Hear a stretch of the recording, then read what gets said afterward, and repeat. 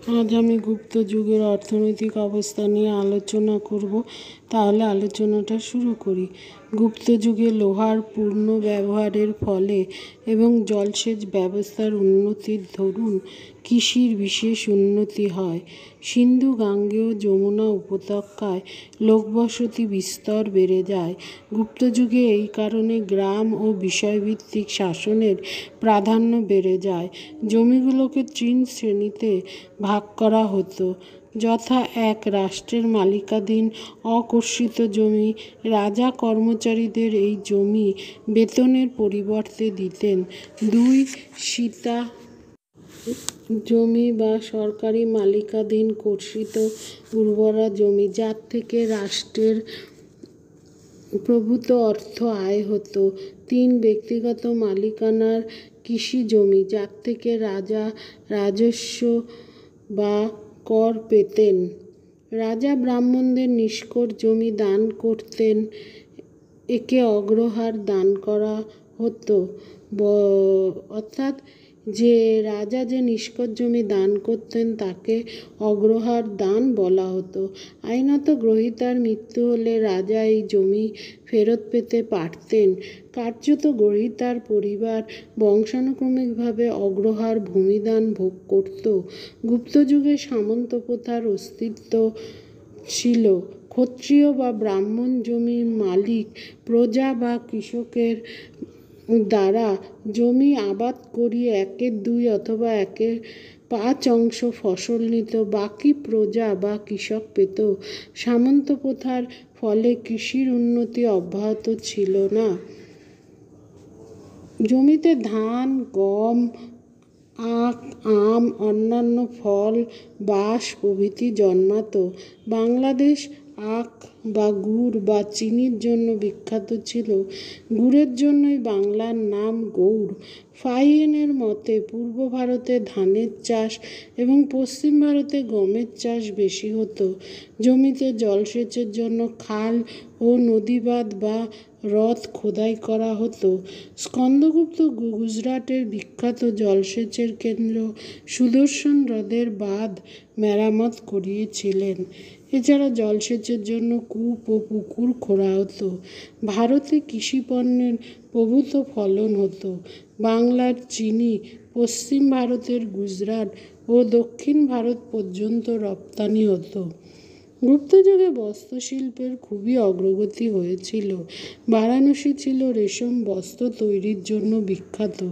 মথুরায় কার্পাস বস্ত্র বয়ন করা হতো।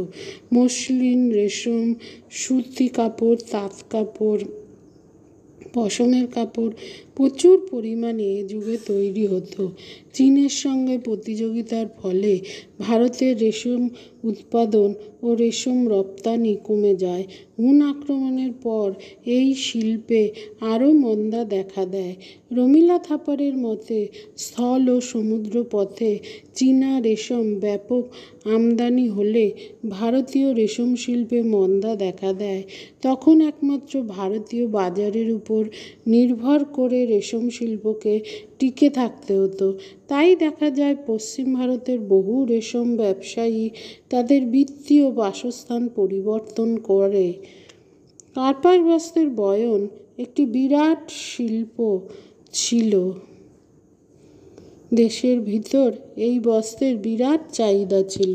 অন্যান্য শিল্পের মধ্যে হাতির দাঁতের কাজ, পাথর খোদাই, ধাতু শিল্প, বিশেষত লোহার কাজ, সোনা রূপোর গয়না তৈরির কাজ প্রভৃতিরও খুব চলন ছিল। এছাড়া কাঠের কাজ, পোড়ামাটির কাজও জনপ্রিয় শিল্প ছিল। গুপ্ত যুগে চর্মশিল্পের বিস্তার ঘটে।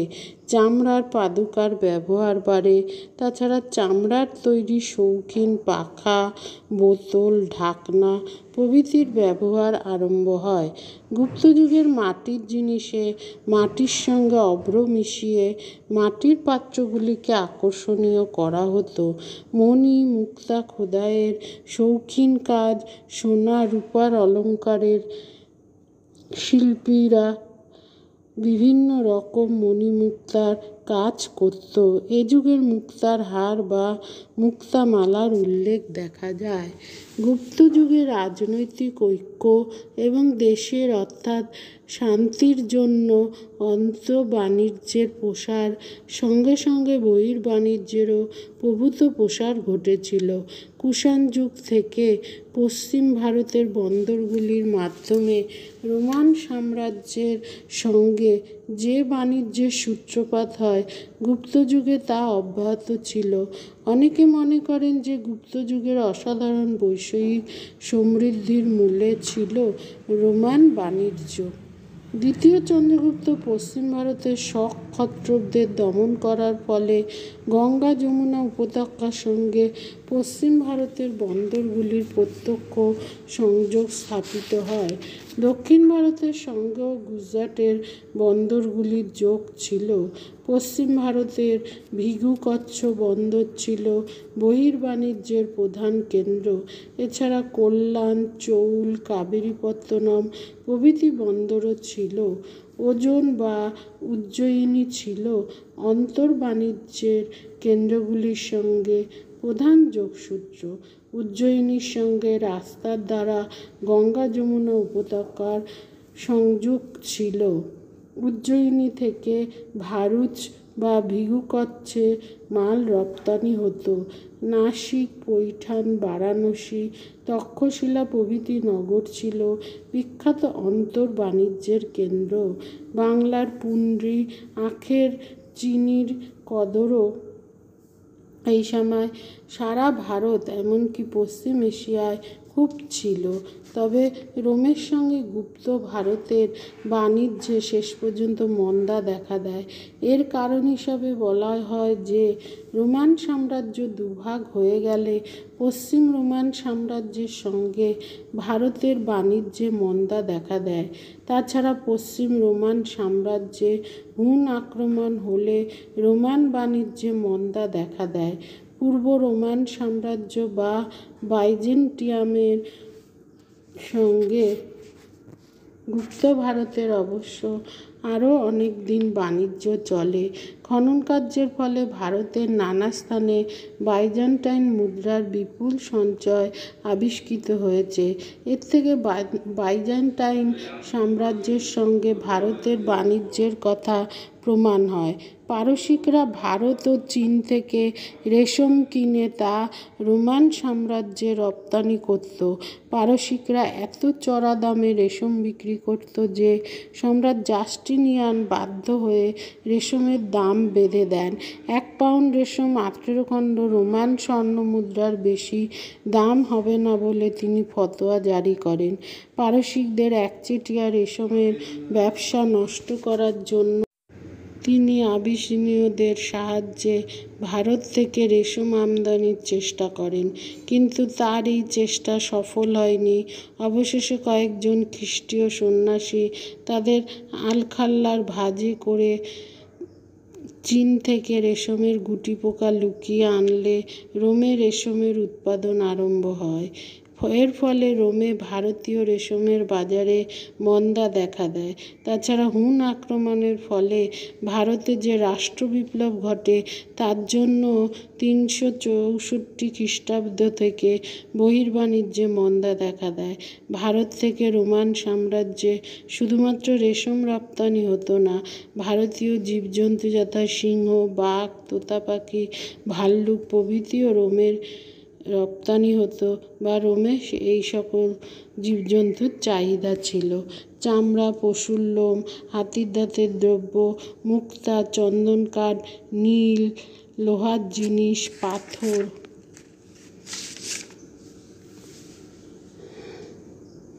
সুগন্ধি দ্রব্য ভারত থেকে রপ্তানি করা হতো। এছাড়া রান্নার মশলার, বিশেষত লঙ্কা, মরিচ প্রভৃতি পশ্চিম দেশে বিশেষভাবে রপ্তানি হতো। দক্ষিণ পূর্ব এশিয়ার সঙ্গে গুপ্ত ভারতে বাণিজ্যিক ও সাংস্কৃতিক যোগাযোগের দেখা যায়। রোমের সঙ্গে বাণিজ্যে মন্দা দেখা দিলে চীন ও দক্ষিণ পূর্ব এশিয়ার সঙ্গে বাণিজ্যের দ্বারা এই ঘাটতি পূরণের চেষ্টা করা হয়। বাংলার তাম্রলিপ্ত, ঘণ্টসাল, কাদুরা ও কোরামণ্ডল উপকূলের কাবেরী পত্তনম বন্দর থেকে এই বাণিজ্য চলত। তাম্রলিপ্ত তখনকার যুগের এক সমৃদ্ধশালী বন্দর ছিল। দূরপ্রাচ্য দক্ষিণ পূর্ব এশিয়ার সঙ্গে তাম্রলিপ্তি থেকে বাণিজ্য চলত। চীনা রাষ্ট্রদূত ফাইয়েন তাম্রলিপ্তি বন্দর থেকে সমুদ্রপথে স্বদেশ যাত্রা করেন। সম্ভবত ফাইয়েনের যাত্রাপথ ধরেই ভারত চীন বাণিজ্যিক পথ প্রসারিত হয়। তাছাড়া জাভা, মালয় প্রভৃতি দেশের সঙ্গেও ভারতের সামুদ্রিক বাণিজ্য চলত। ভারতের চন্দন কাঠ মেকং নদীর বদ্বীপ অঞ্চল বা ফুনানে রপ্তানি হতো। চীন থেকে রেশম আমদানি হতো। ইথিওপিয়া থেকে আসত গজদন্ত। ভারতীয় চীনের ক্যান্টন বন্দরে বাস করত। তাছাড়া দক্ষিণ পূর্ব এশিয়া থেকে মশলা, সুগন্ধি, রেশম এনে ভারতীয় বণিকরা তা রোমে রপ্তানি করত। দক্ষিণ পূর্ব এশিয়ার ভারতীয়দের সম্পর্কে চীনা বিবরণ পাওয়া যায়। তাম্রলিপ্তি ও দক্ষিণ ভারতের অমরাবতী থেকে ভারতীয় বাণিজ্য জাহাজ রীতিমতো ব্রহ্ম, মালয় ও ফুনানে যাতায়াত করত। ভারতের পশ্চিম উপকূলের কল্যাণ প্রভৃতি বন্দর থেকে আরব ও ভারত মহাসাগর পাড়ি দিয়ে বাণিজ্য জাহাজ দক্ষিণ পূর্ব এশিয়ায় যেত। যদিও ধর্মশাস্ত্রে সে যাত্রা নিষিদ্ধ ছিল, বাস্তবে তা মানা হতো না। গুপ্তযুগে বাণিজ্যের নিয়ন্ত্রণের জন্য অনেক আইনকানুন চালু করা হয়। স্মৃতিশাস্ত্রগুলিতে দেখা যায় যে বাণিজ্যের উন্নতির জন্য চেষ্টা করা রাজকর্তব্য বলে নির্দিষ্ট করা হয়েছে। গুপ্তযুগে শিল্ড বা নিগম প্রথা ছিল। বণিকরা তাদের স্বার্থ রক্ষার জন্য নিগম গঠন করত। কারিগররাও নিগম গঠন করত। নিগম প্রথার দরুন কোনো বহিরাগত ব্যক্তি নিগমের বিনা অনুমতিতে বাণিজ্য বা শিল্পের কাজ করতে পারত না। নিগমের নিয়ম অনুসারে জিনিসপত্রের দরদাম স্থির করতে হতো। বৃহৎ ব্যবসায়ীরা নিগমগুলিকে নিয়ন্ত্রণ করে একচেটিয়া বাণিজ্য ও মুনাফা করার চেষ্টা করত। এর ফলে পুঁজিবাদের উদ্ভব হয়। গুপ্তরা ধনী শ্রেষ্ঠীদের খাতির করে চলতেন, কারণ তারাই অর্থব্যবস্থাকে নিয়ন্ত্রণ করত, বাণিজ্যকে নিগমের দ্বারা নিয়ন্ত্রণ করত। এছাড়া স্থানীয় শাসন পরিষদে নিগম প্রধান ও শ্রেষ্ঠীদের সদস্য হিসাবে গ্রহণ করা হতো। নিগমগুলি ছিল স্বশাসিত সংস্থা, এতে সরকার হস্তক্ষেপ করত না। নিগমগুলি আধুনিক ব্যাংকের মতো মহাজনী কারবার করত। বৌদ্ধ সংঘগুলিও নিগমে টাকা খাটাত ও বাণিজ্যের মুনাফা ভোগ করত। লোকে বাড়তি টাকা নিগমে সুদের বিনিময়ে জমা রাখত। নিগম সেই টাকা চড়া সুদে ব্যবসায়ীদের ধার দিত। সাধারণত 20% সুদে নিগম টাকা ধার দিত। নিগমগুলি অনেক সময় আধুনিক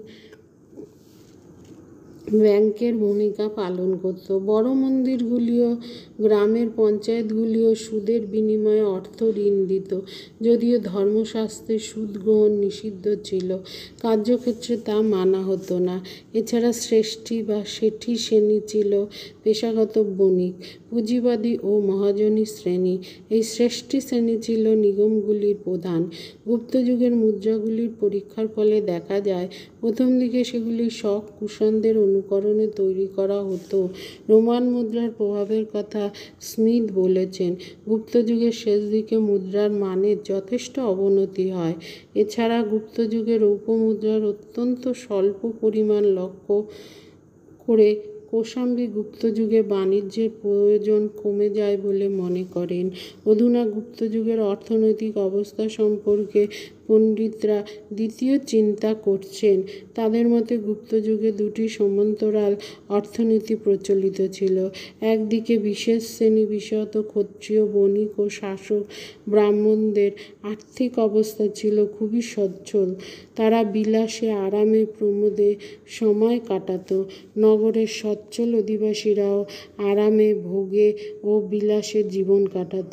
বাৎসায়নের কামসূত্রে, কামোদকের নীতিসারে এইরূপ বিলাসী নগর জীবনের ছবি পাওয়া যায়। অপরদিকে সমাজের নিচুতলার লোকেদের অবস্থা এরূপ সচ্ছল ছিল এমন মনে করা যায় না। পুরাতন নগর যথা পাটলিপুত্র, রাজগৃহ, শ্রাবস্তী ধ্বংসোন্মুখ হয়েছিল, একথা ফাহিয়েন বলেছেন। প্রাচীন বাণিজ্য পথগুলির গৌরব অস্তমিত হয়েছিল। যুগে গ্রাম ও জনপদগুলি প্রধান ছিল। নগরগুলি ধীরে ধীরে অবলুপ্ত হচ্ছিল। সম্ভবত হুন আক্রমণের পর এই পরিবর্তন ঘটতে থাকে। সুতরাং 364 খ্রিস্টাব্দের পর গুপ্তযুগের অর্থনৈতিক সমৃদ্ধি লোপ পেতে থাকে।